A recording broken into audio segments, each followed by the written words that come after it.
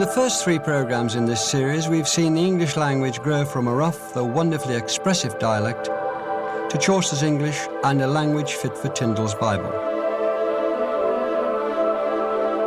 Now, the language makes a dramatic leap forward.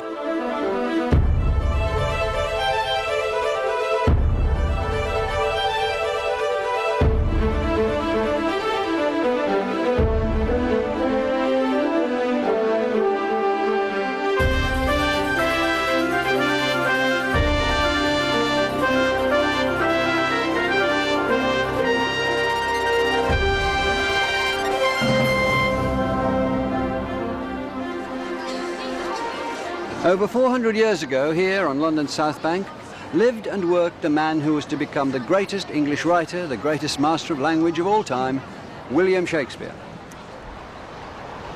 Shakespeare wrote at the end of the 16th and the beginning of the 17th century. This was the period of the English Renaissance, a word that was borrowed from French, meaning rebirth. During this time, the English language too was reborn. English vocabulary was rapidly changing. It expanded, grew, flowered, and exploded with new words. This is the story of the growth of Shakespeare's English. And it's an adventure that starts on water.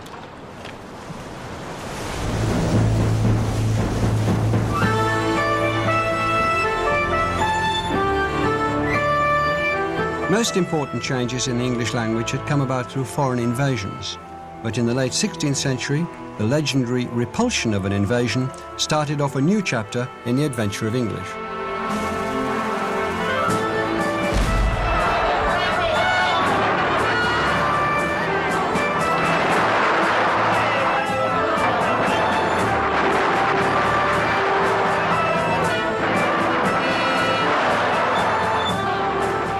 In 1588, English ships were battling it out with the Spanish Armada. Elizabeth I was queen of 3.5 million subjects and determined not to surrender to a much stronger and much bigger enemy. She appeared before a crowd at the port of Tilbury and, using all her skill with rhetoric, together with the power of an English language growing rapidly in richness and eloquence, she delivered her rallying cry.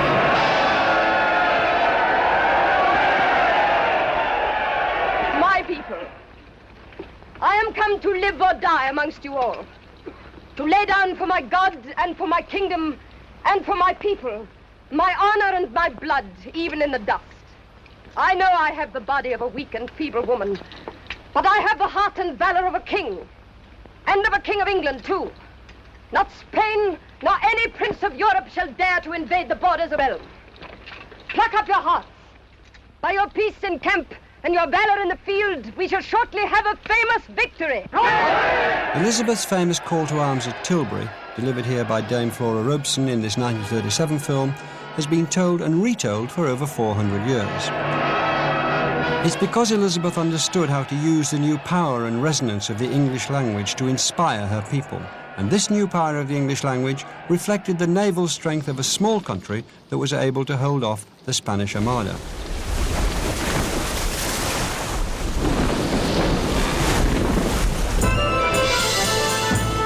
But Elizabethan ships were doing something far more important still as far as language was concerned. Naval supremacy opened up the world to trade. As England imported a huge cargo of goods, the English language imported a cargo of vocabulary alongside. A stunning 10,000 to 12,000 new words entered English in this period, bringing with them new ideas. By the time of the Spanish Armada, English was still lagging behind other European languages in the influence it exerted in the newly conquered territories abroad. Portuguese had already made its mark in Brazil, and Spanish had been spoken in Cuba and Mexico for more than half a century. Elsewhere, Arabic had spread through the Middle East over 800 years earlier, and Hindi was comfortably establishing itself as a vernacular, if not a literary language, throughout the Indian region. But on a very much smaller scale, English was at least beginning to make its mark. During the 16th century, it had begun to spread to parts of Wales, Scotland, and Ireland.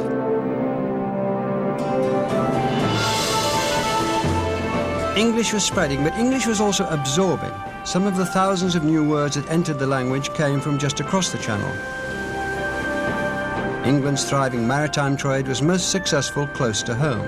And it's not surprising that French, which had a long history of providing words to English, was to provide English with many of its nautical and meteorological terms. Words like crew, detail, passport, progress, moustache and explore were traded into English from French. Other maritime terms like embargo, tornado, canoe and port come to us from both Spanish and Portuguese. We get keelhaul, smuggle, yacht, decoy, cruise and reef, along with knapsack and landscape from Dutch. And although the popular myth is that Anglo-Saxon gave English all its swear words, it was sailors that brought us fucking, crap and bugger from Low Dutch, now called Flemish, in the 16th century. Anglo-Saxon is in the clear.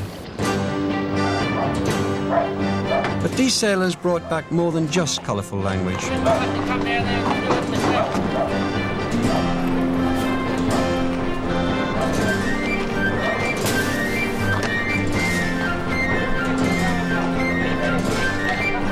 Their trading expeditions to Europe and the Spanish Main literally bore fruit and barrel loads of other goods that was to affect the English language at the most domestic of levels.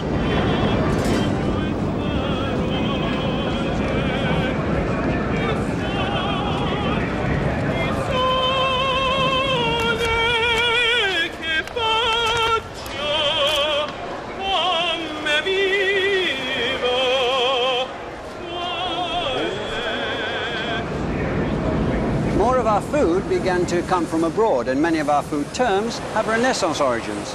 Spanish and Portuguese gave us new delicacies and new words for them too.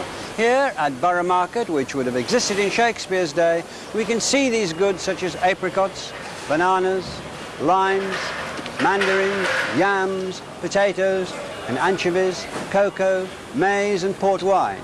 Meanwhile, the words for chocolate and tomato come to us from the French.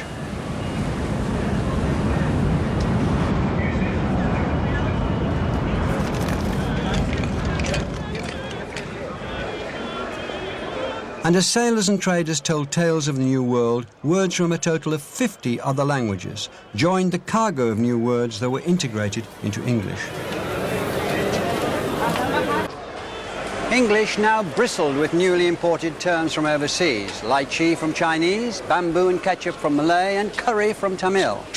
During the 16th century, English also imported yogurt and hoard from Turkish, bazaar and turban from Persia, and coffee, magazine and alcohol from Arabic.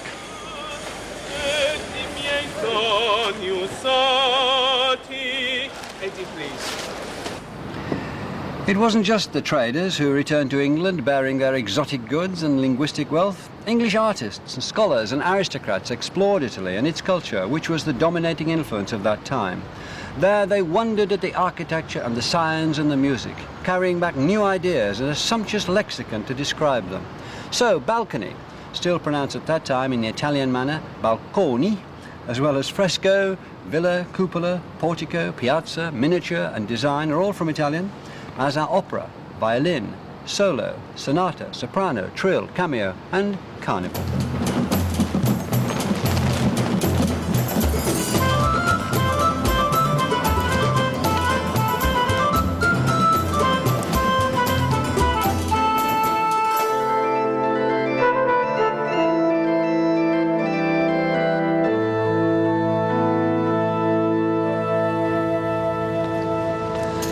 But the biggest influx of words came from the classical languages, Latin and Greek.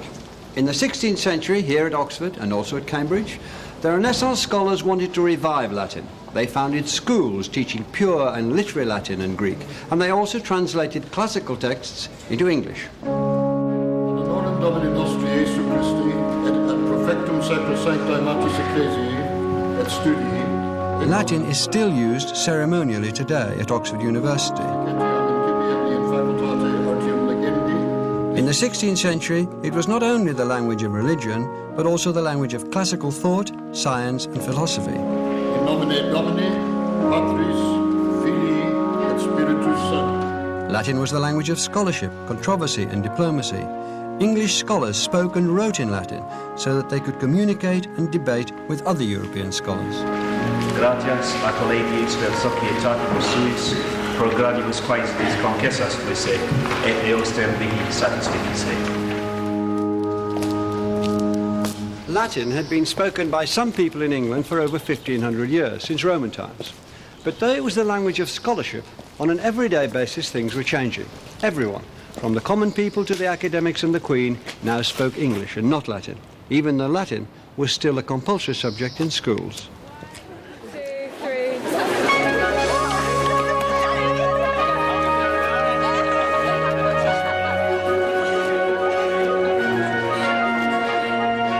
There was a great ransacking fervour in the English language, which was at its peak for 20 years. The decade on either side of the year 1600 saw thousands of Latin words come into the English vocabulary of educated people. Words like excavate, horrid, radius, cautionary, pathetic, pungent, frugal, dislocate, submerged, antipathy, premium, specimen, and even the words manuscript and lexicon were absorbed into English during these 2 decades.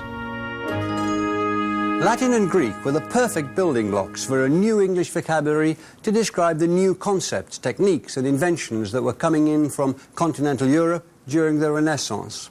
This was a period of great intellectual and scientific fervour.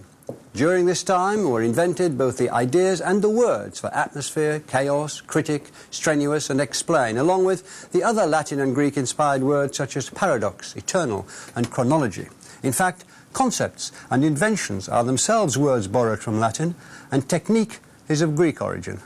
The developing field of medicine particularly relied on classical words. Still today, medical terms are in Latin and Greek, and many date from the Renaissance. Amongst the words that arrived at that time from Greek via Latin were skeleton, tendon, tibia, larynx, glottis, pancreas, and sinuses. From Latin, we also inherit our temperature, along with the parasites and viruses, the attacks of pneumonia, delirium, and epilepsy that plague our health. Even our thermometers, tonics, and capsules to cure them are all words of classical origin. In fact, even now we use Latin and Greek for medicine and technology. The Greek-derived plutonium, or the Latin insulin, id, internet, quantize, audio, and video are all 20th century inventions. One of the most recent additions to the Oxford English Dictionary this year was the phrase quantum computation, which is purely Latin in origin. Latin seemed set to honeycomb English, but not everyone agreed with what critics called new inkhorn terms. Dissent was growing among the scholars. The scene was set for the national uproar of the inkhorn controversy.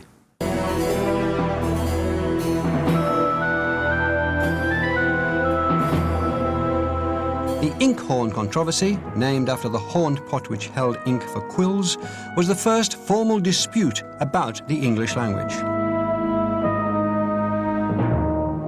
Never before had there been such a consciousness of what the English language was and should be.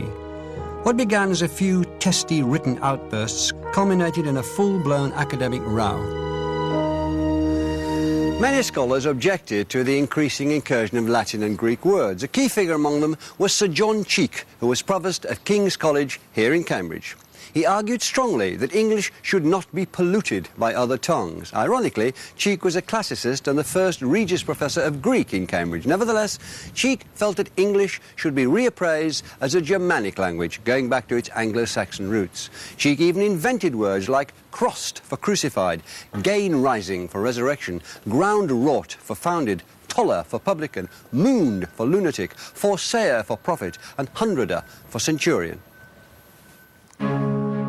I am of this opinion, that our own tongue should be written clean and pure, unmixed and unmangled with borrowing of other tongues, wherein if we take not heed by time, ever borrowing, and never paying, she shall be fain to keep her house as bankrupt. Cheek wrote about the bankruptcy and counterfeiting of the pure English language, but it's again ironic that the very words he used, words like bankrupt, counterfeiting, and indeed the word pure itself, aren't of Anglo-Saxon or Germanic origin at all. They're from the Latin-based languages, Italian and French.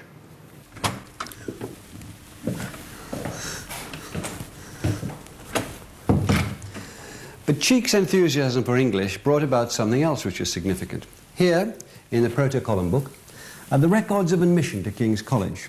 The name of the book is Latin, and it's written in Latin. But written beneath Cheek's entry, for the very first time in this book, is a text in English. This short English note was the first chink in the classical armour that had protected scholarship and isolated it from everyday people. Look, it starts off in Latin, if we can decipher it. Egregius vir magistre Johannes Cheek admissus fuit in verum et perpetuum prepositum collegii regalis predicti. Which means that this worthy man, John Cheek, was admitted into the true and perpetual provostship of the aforesaid King's College.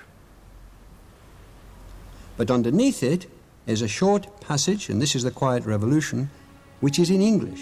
It says, "First of all, I do protest and declare that otherwise I do not swear or promise anything thereby that should bind me contrary to the true doctrine of the Church of England."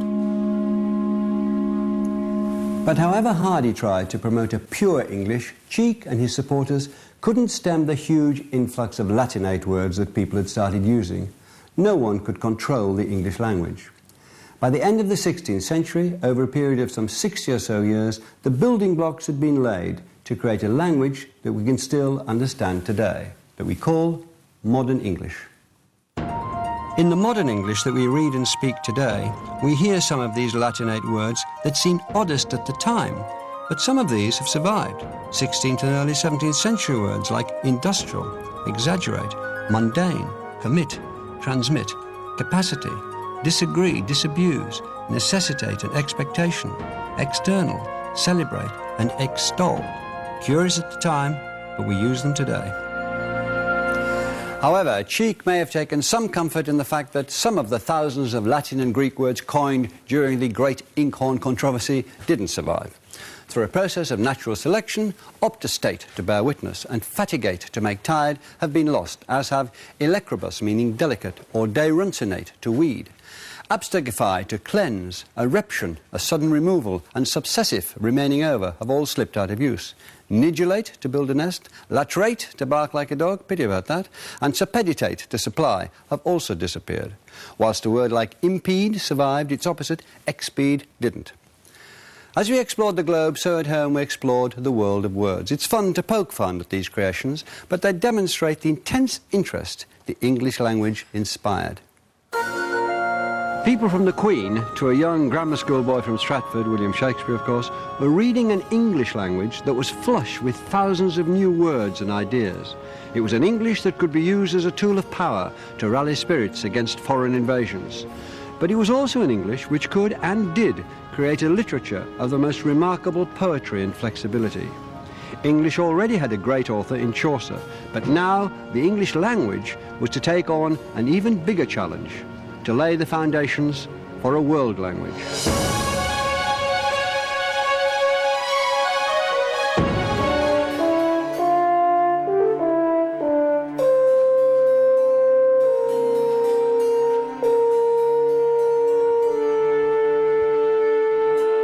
In the 16th century, English was a delicate, flowering language that needed to be protected. It had long been in the shadow of other European languages. There was such an interest in these languages that glossaries were compiled in the form of bilingual Italian to English, French to English, and Spanish to English dictionaries.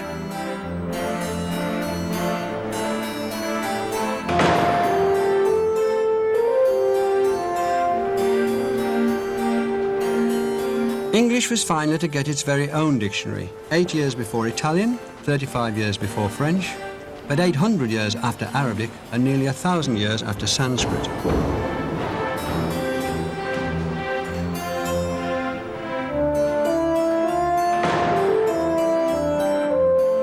The word dictionary is first used in its Latin form Dictionarius in 1225 by an English scholar.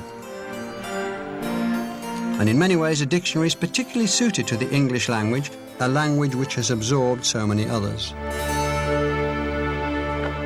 The very first English dictionary was put together in 1604 by Robert Corddry. He called it a table alphabetical, and this is it. It's a list of English words, mainly of Latinate origin, with a brief explanation. So we can see that the very first word in this only surviving copy of this tiny dictionary is abandon, cast away or yield up, to leave or forsake. We see that malady is a disease, or that summarily is briefly or in few words. Argue is to reason, and geometry is the art of measuring the earth. Elegance is finesse of speech, and empire is government or kingdom. Quadrangle is four-cornered, and radiant is shining bright. There are only 2,543 words in this very first English dictionary. It was a meagre word hoard, but a first attempt at a collection. It's by no means exhaustive. You don't find everyday words like shoe, cold, food or house, cow, wet, rain, dress, fish or love. More than anything, this little book was a recognition of the new status of the English language, as it declared on its first page, full of hard, usual English words borrowed from the Hebrew, Greek, Latin or French. Corddry intended his dictionary to be used by those who might not understand words which they shall hear or read in scriptures, sermons or elsewhere. This wasn't a book for scholars. It was a book for the ordinary people to catalogue new words and to explain the new ideas associated with these words. This was because the English population was growing more and more educated. One estimate is that by 1600, half of the 3.5 million population, at least in citizen towns, had some minimal literacy. But it was the good education of those brought up around the world of the Elizabethan court in grand homes like this one, Penshurst Place in Kent, that was to contribute strikingly to the adventure of English. In Tudor England, thousands of new words were absorbed into the English language. With these words came an intense interest in how to use them. The study of rhetoric, the art of public speaking, and composition became part of a good education.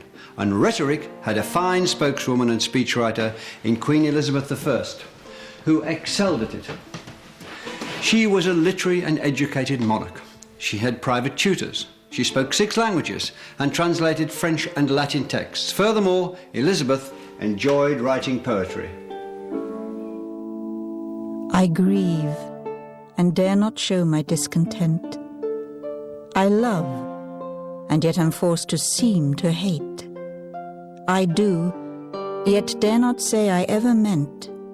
I seem stark mute, but inwardly do prate. English was looking for a literature to reflect its newly enriched status, and it was to the courtiers, the knights of Elizabeth's entourage, that the role fell to turn the English language into literature. The gentleman poet, who handled the pen with as much skill as the sword, he was called up to play his part in the adventure of English.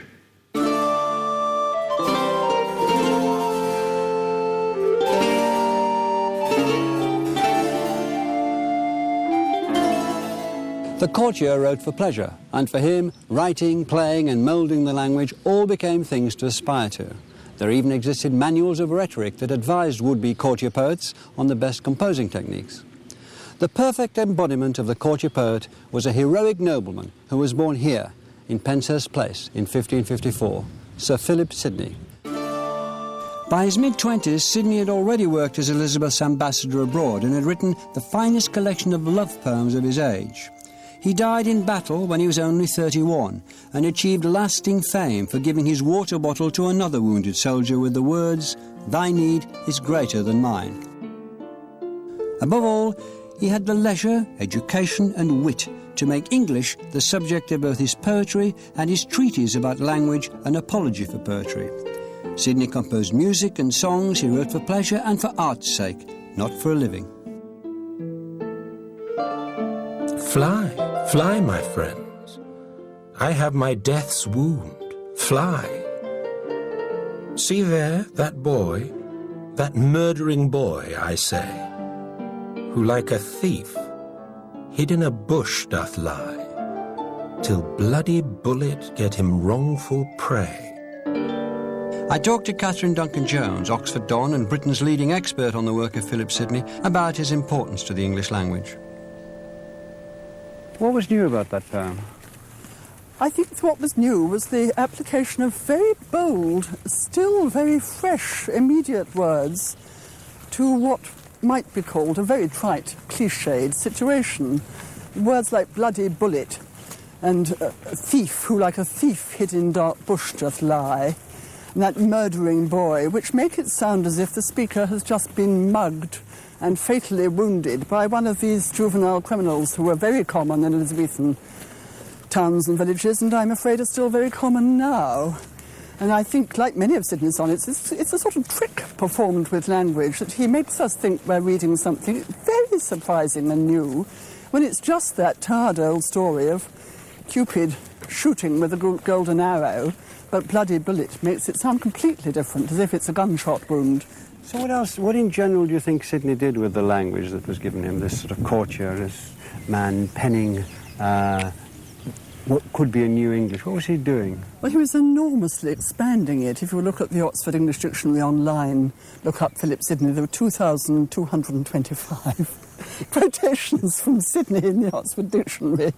He was expanding it enormously, both the usages and the actual words, with foreign words, probably some words that were oral, some words that hadn't been used in literary language before, words that he had made up, essentially, by turning nouns into verbs and creating new adverbs and new forms of speech, like describing a cat, saying the cat is moving scratchingly, and nobody had ever thought of describing a cat moving scratchingly before. Numerous first usages are attributed to Philip Sidney. Bugbear, scummy as a term of abuse, dumb-stricken, miniature for a small picture. He was fond of adding words together to form evocative images ranging from milk-white horses, eye-pleasing flowers, well-shading trees, to more unusual ones like honey-flowing eloquence, hang-worthy necks, or even long with love-acquainted eyes. Would you say that around the time of Sidney, English was becoming a modern language? I think it was, because I think there was this sense that very modern things of the absolutely present moment could be done with it, as of course happens now with the new words we have with almost every month new words enter our language. I think that was that exciting sense that it was a language which was both very historical and carried many relics of Latin and Greek and Saxon, and yet was absolutely streetwise. What ideas were Sidney bringing that had not been expressed or as well expressed before? English and English culture could be as rich as French, Italian, even to name the enemy, Spanish culture. Sidney was very well informed about Spanish literature and culture too. It was actually Philip of Spain's godson, named after him. So confidence in the English language as a medium in which great works of art could be produced, and everyday transactions could be carried on. They didn't have to be in Latin or in the kind of French used by diplomats. The English language could actually be used for important matters of state. Where be the roses gone, which sweeten so our eyes? Where were those red cheeks, which oft with fair increase did frame the height of honour in the kindly badge of shame? Who hath the crimson weed stolen from my morning skies? Which words linger then? Which words do we still use a lot? Phrases, comic, trite phrases like my better half for a much-loved spouse, which actually in its context in Sidney is tragic and now is a sort of sitcom cliché. I'll see what my better half thinks about that. But I think when that rather cliched phrase is used, people have no idea it goes back to Sidney's Arcadia. This is in the Oxford Dictionary, a word like far-fetched as applied to a narrative, or even what we're doing now, Melvin, having a conversation, meaning exchanging speech. Sidney brought that into the language. Conversation used to mean just having dealings of an undefined kind with other people, but the specific application to having dealings through language was Sidney's. But for the uttering sweetly and properly the conceits of the mind, which is the end of speech, that hath it equally with any other tongue in the world. English hath it equally with any other tongue in the world. There's a sense of triumph there, a victory, even the sweet smell of success. Sidney was one of the courtly stars of poetry. Poetry became the benchmark for English. By the 1600s, poets like John Donne, Edmund Spenser, Ben Jonson, George Herbert and many more were writing lines like Johnson's "Drink to me only with thine eyes" or Donne's "No man is an island." They become everyday expressions. And in polishing their technique, the poets also polished English as a language fit for the most testing poetic and dramatic endeavours. But the flowery sonnets of the gentleman poets wouldn't have been understood in the area that we now know as Southwark or the South Bank. Just outside the City of London's jurisdiction, it was an area of disrepute, with thieves and vagabonds, taverns and brothels. It was the red light district of London in the 1590s. The prostitutes and thieves who prowled around this area had their own street slang, much as local gangs today have their own argot. We know that cove meant man, fumbles meant hands, gan was mouth, panam was bread, and skipper was a barn. Not many of these words have survived, but even today, cove is a slang word for a man. Most importantly, though, the language of the streets was a simple and direct communication, using single-syllable words and plain speech. By the end of the 16th century, theatres were a main feature in this dubious area. And the most famous was the Globe.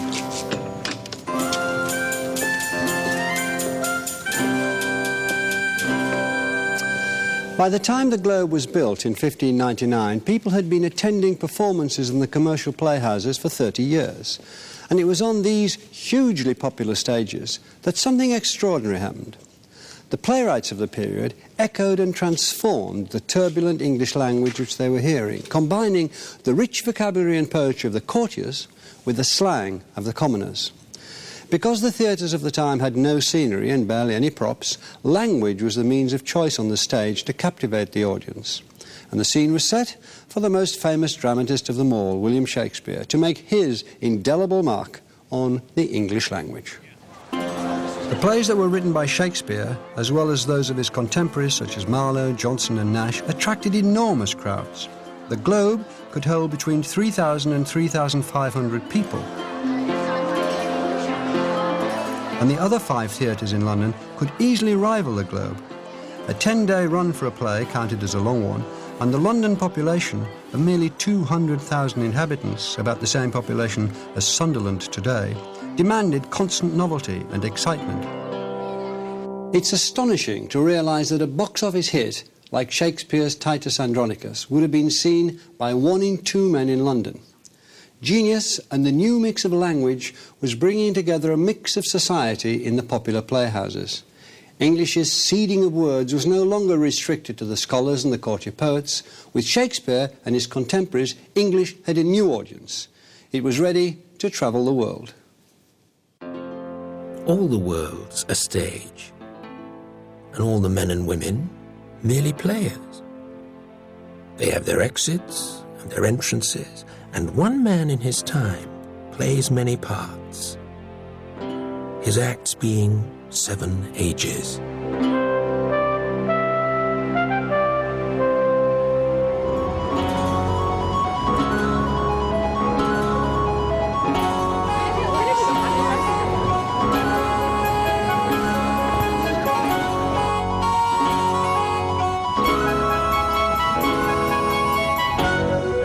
This is Stratford-upon-Avon, Shakespeare's birthplace. English's best-selling author has served the town well. 3 million tourists visit every year, making Shakespeare English's biggest export. The beauty of Shakespeare's language is that we can still understand it today. Shakespeare's English has become so quotable that it's come to define English in the words that we use, the thoughts we express, be it for native speakers, for students of English, or for tourists. For example, Julius Caesar, Friends, Romans, countrymen, lend me your ears. To be or not to be? Most important, to be and not to be. That's the question. To be or not to be? To be or not to be, that is the question, isn't it? Do thou hear a mouse? To be or not to be? It's a good read. To be or not to be? Oh, yeah. That is the question. The quality of mercy is not strain. A lot of toil and trouble, that's about it. He's my friend, comes from China, and Shakespeare is a very famous person in Chinese. Romeo, wherefore art thou, Romeo? Wherefore art thou, Romeo? Yes. And is this the dagger I see before thee? Me? We heard about Shakespeare at school and later on at the theater, and we are interested in reading Shakespeare. Hail thee, Thane of Lambs. Hail thee, Thane of Cawdor. Hail thee, King Hereafter. Shakespeare is the favorite all over the world. Most scholars today attribute 38 plays, 154 sonnets and other major poems to Shakespeare, who was born in this house. But his biggest contribution to English might be the vocabulary that we find in his work. Well over 2,000 of our words, for instance, today are first recorded there. Words which broaden the way we look at life, tell us how we act, tell us how we think, tell us what we value. Although Shakespeare didn't invent them, for instance, the words obscene, accommodation, barefaced, misanthrope, leapfrog and lackluster all make their first appearance in his work, as do advertising, assassination, courtship, dexterously, indistinguishable, premeditated and reliance. Over 400 years ago, Shakespeare already used an enormous English vocabulary of at least 21,000 different words. English was in a state of flux, and Shakespeare was perfectly placed to make the most of it. Shakespeare is influenced by the language of ideas at the end of the 16th century. His language still influences ours today. In many ways, his words and images define the way we think. Hamlet's "To thine own self be true," for instance, explores the notion of personal identity, which we still probe. What the Dickens has nothing to do with Charles, but makes its first appearance in Shakespeare's Merry Wives of Windsor. As good luck would have it, that does too. Beggars all description and salad days are inherited from Antony and Cleopatra. Hamlet gave us In My Mind's Eye, Caviar to the General, To be cruel, to be kind, To the manner born, Hoist with his own petard, To hold the mirror up to nature, as the lady said. It's full of quotations. Shakespeare coined many of the expressions we use today, but brevity is the soul of wit, so I won't play fast and loose, but I'll make a virtue of necessity and vanish into thin air. In many ways, Stratford itself defined Shakespeare's use of the English language. The Stratford of the second half of the 16th century was a village of merely 1,500 inhabitants. Shakespeare's thought to have attended Stratford School. He would initially have been taught in English, but he'd also have studied the Latin classics, Cicero, Virgil and Ovid. And by the upper forms, it would have been forbidden to speak in English, only in Latin. Tai narias etiam falces aut ostia ditis. Over 400 years later, they're still teaching Latin in the same room that Shakespeare studied in. Ipse cara solem Zygram, testudine amorem, te dulcis coniunx, te solin litere secum. Te veniente di, te deciente canebat, tenaris etiam falces, aut ostia ditis. E caligantem nigra, formidine lucum, ingressus menisque, audit regenque tremendum. Later on in Shakespeare's life, it seems that he picked up both French and Italian. The Italian story source of Othello, for example, never appeared in translation into English.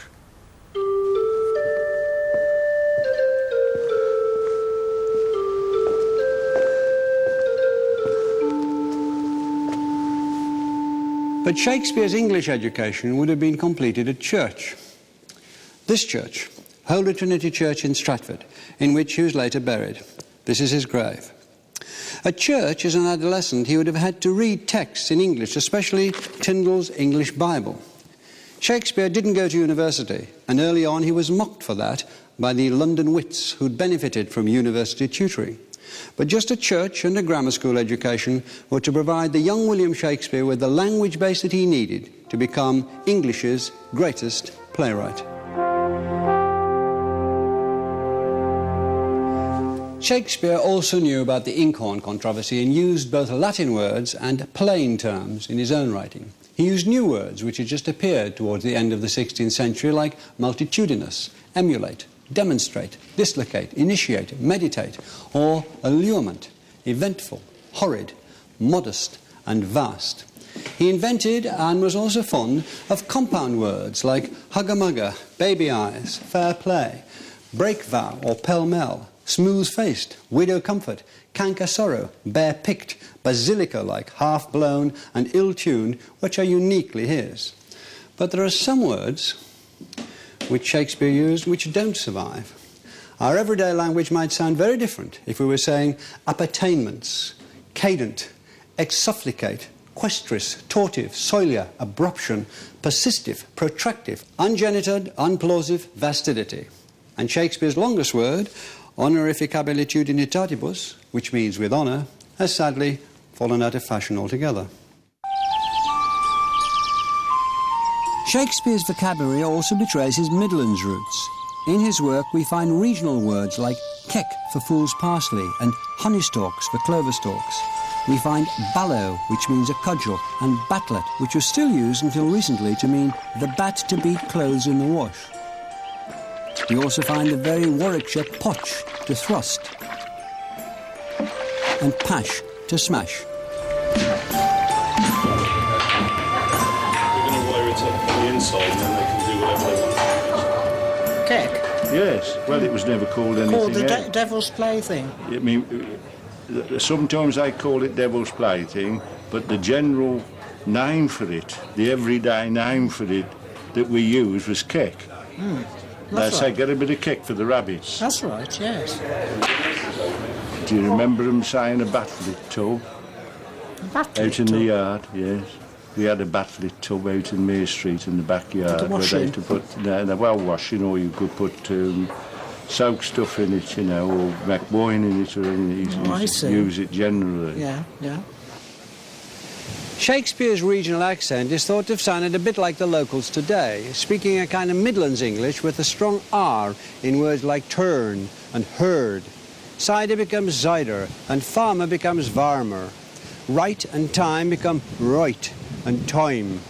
Although nowadays the Stratford accent is more influenced by nearby Birmingham, Shakespeare's Midland accent was described as having been a mixture between West Country and Irish. We asked Peter Silver, a Stratford man like Shakespeare, to read us a passage from Henry V.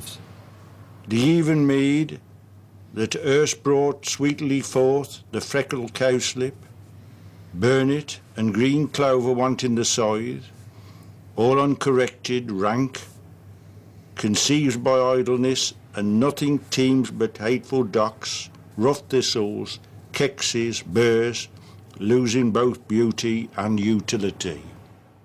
It's intriguing to think of what Shakespearean verse would have sounded like during the Renaissance. John Barton, an expert on speaking Shakespeare, thinks it would have sounded like this. Once more into the breach, dear friends, once more, or close the walls up with our English dead.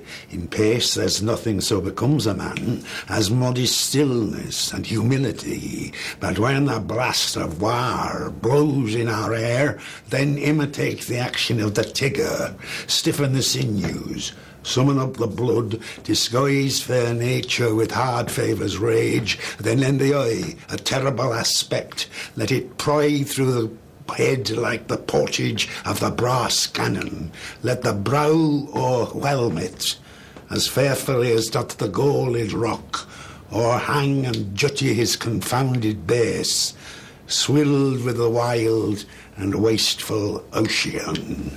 Inside that wonderful speech, have you got any particular words or stresses that you say, look, this is what they did then that we don't do now?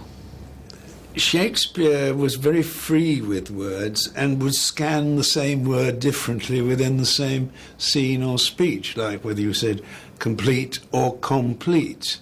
That was poetic license and for writing more freely. I think that we tend to look down the wrong end of the telescope if we don't allow that they actually were not yet quite settled on spelling, that they were free to play games with words and language, and it was in dispute. That was the culture. The culture was a different one, which we've tended to codify. So if you were asked to say what you thought was unique about Shakespeare's language, where would you put the emphasis?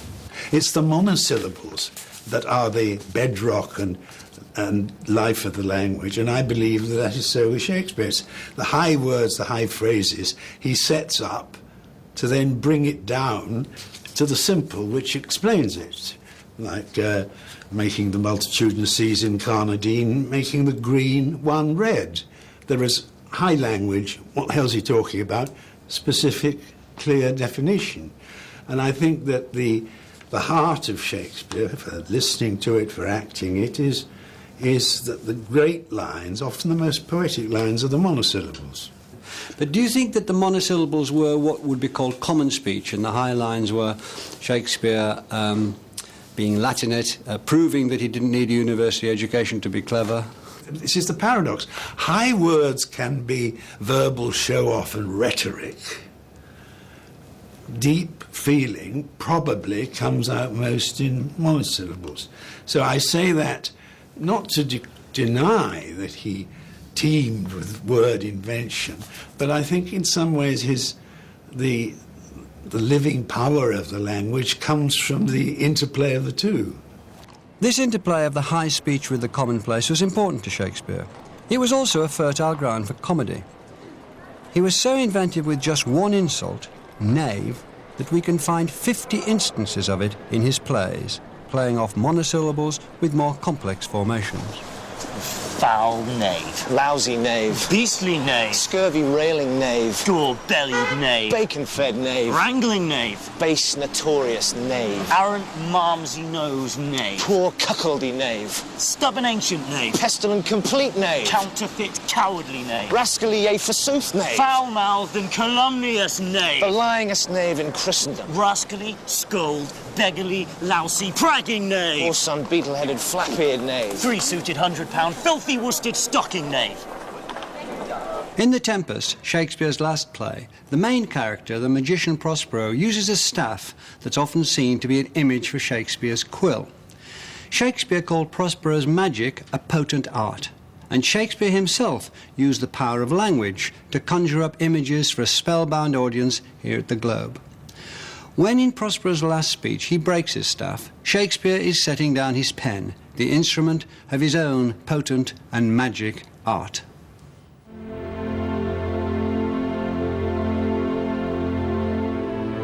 But this rough magic I here abjure, and when I have required some heavenly music, which even now I do, to work mine end upon their senses that this airy charm is for, I'll break my staff, bury it certain fathoms in the earth, and deeper than did ever plummet sound, I'll drown my book.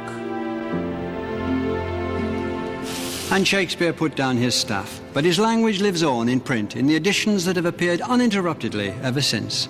Shakespeare's English has spun around the world, and his 38 plays have been translated into 50 languages. To Be or Not to Be, for instance, is understood today by people of dozens of nationalities.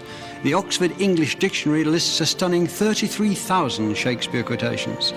There have been over 300 film adaptations of Shakespeare, and almost every person brought up in the United Kingdom will have read or seen at least one of Shakespeare's plays. At any given moment, a Shakespeare play is being performed or read somewhere in the world, from London to Broadway to an amateur theatre group in Nepal. Shakespeare's plays and Tyndall's Bible have been the two greatest ambassadors for the English language. And for the first time, with Shakespeare and his fellow playwrights, language supports the professional writer, the man of letters. An English that we understand, that is modern, is in his poetry, prose and drama.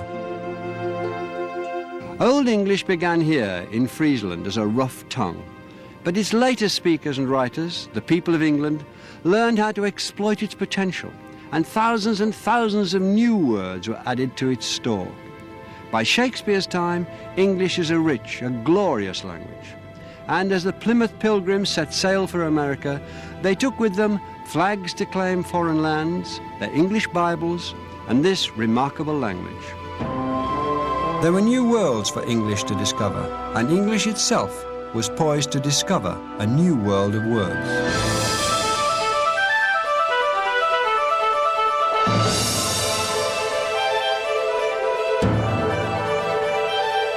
The Adventures of English is available as a DVD, audiobook and book at Dymocks and a DVD at JB Hi-Fi.